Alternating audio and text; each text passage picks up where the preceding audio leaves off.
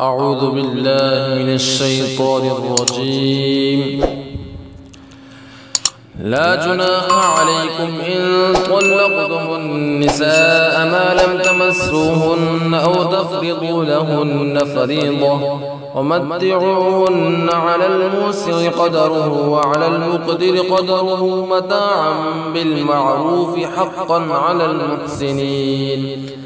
وإن طلقتموهن من قبل أن تمسوهن وقد فرضتم لهن فريضة فنصف ما فرضتم إلا أن يعفون أو يعفو الذي بيده عقدة النكاح وأن تعفوا أقرب للتقوى ولا تنسوا الفضل بينكم إن الله بما تعملون بصير.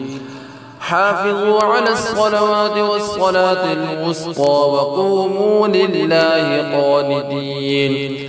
فإن خفتم فرجالا أو ركبانا فإذا أمنتم فاذكروا الله كما علمكم ما لم تكونوا تعلمون.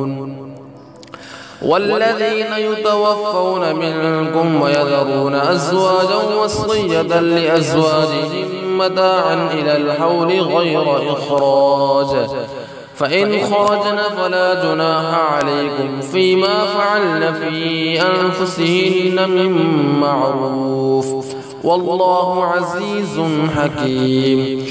وللمطلقات متاع بالمعروف حقا على المتقين كذلك يبين الله لكم آياته لعلكم تعقلون.